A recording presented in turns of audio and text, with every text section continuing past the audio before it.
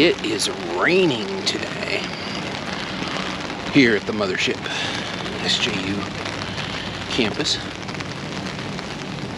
Got a little bit of peak for you leaf peepers.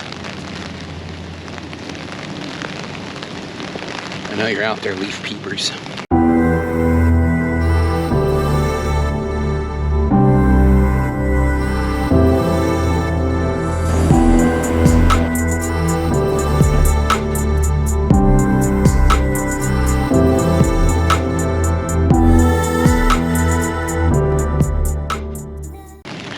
Anyway, welcome to campus. It's morning.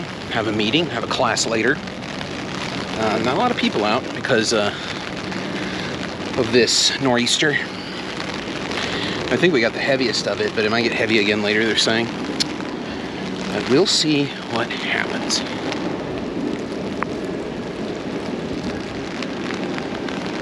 It's just going to be gray like this for the next couple of days. I just have one class, one meeting, and then I have my independent study this evening. A couple of things in my mind this morning as we get started, but first things first.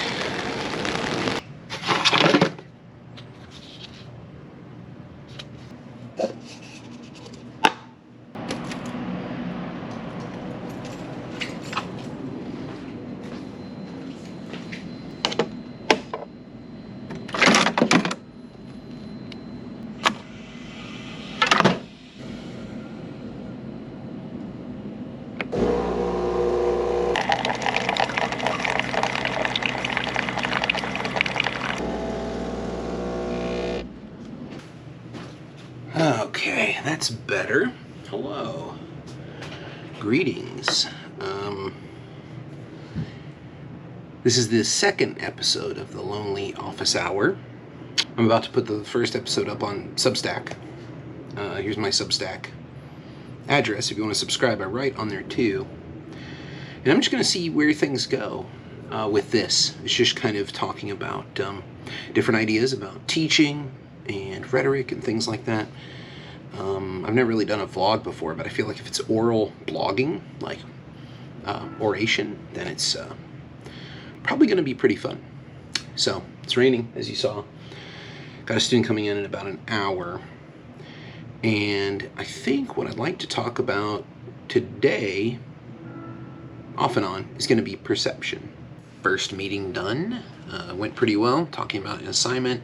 Now I can talk to you a little bit about perception. I might not use the fake whiteboard, but guys, folks, gals, whoever you are, tomorrow it's going up. I'm pretty sure, unless I get an email later today, a disappointing email about it, but then we will be cooking with gas, if by gas you mean whiteboard markers. So, perception. Should perception be operationalized in the course in some way? Because I'm starting to realize now that I've been teaching so long, I'm really governed a lot by my preconceptions of where the course should be and what the course should do. And I think these kind of normative claims harm my ability to teach. I don't think that normativity has a lot of value in terms of anything other than educational outcomes. Like student will be able to da-da-da-da-da. But that's really not a normative claim. That's more of like a guideline of like every assignment that you make should be oriented toward. And that's what we call assessment. That's not grading. Grading is how well did the student do that particular assignment. And the perception right now I'm having is that things are not going very well. But after talking to 2 or 3 students, I sent out kind of a crack the whip email, like, let's get it together. I'm going to start really penalizing absences. You have to be ready to speak when your time comes. And just kind of doing this stuff I don't like to do, this kind of authoritarian stuff. Paulo Freire says is uses authority but is not an authoritarian. And I've been thinking about that quite a bit today because I think, you know, I don't think I'm very good at using authority at all, really, but probably should get more comfortable with it if I really feel like what I'm teaching and doing is valuable. Perception from the students is that it's a great class and they're learning a lot. How do I get that evidence out of them when I'm looking for this completely different set of evidence? I'm looking for different stuff entirely. So how do you operationalize that in the classroom? What are some of the things that can be done to get that perception out into the classroom so that I get an understanding of where they are and where they're sitting and how they're seeing things in the course. I don't have an answer yet, but maybe I will. Probably not by the end of the day, but maybe I will soon. But that's the thing I wanted to talk about today, because the students aren't really going to say very much unless they're pushed about the quality of the class or what they're learning or anything like that. They're kind of like, okay, I did well in that, or I feel like I'm learning, but they're going to be quiet and passive and chill in the back or in the front and just kind of listen to you.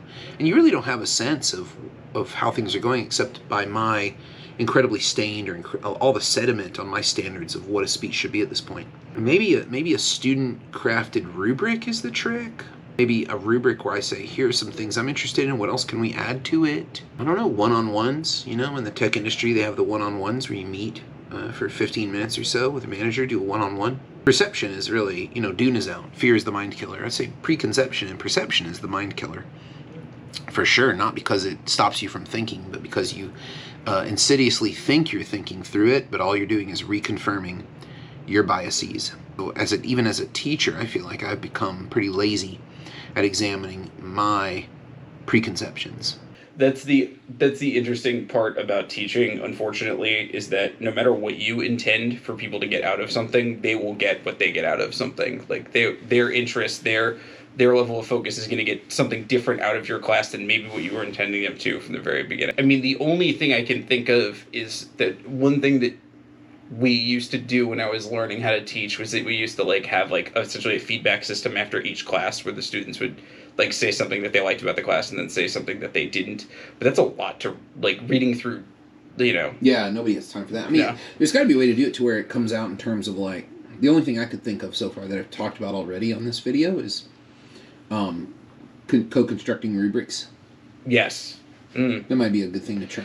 It's gonna be tough. It's gonna be tough though. Most of the kids there probably haven't even thought about what assessment is, what it would be on a rubric. Right. Yeah, no, I think it is tough. But thanks, George. Build your own rubric. Thanks, George, for your insight into teaching. This has been the Lonely Office Hour Critics Corner with Fitz. This will be a Ben Folds album by the end of the month, I assure you. He's just going to take these and form it into words. This has been the Critics Corner with Fitz. Go assess your rubric.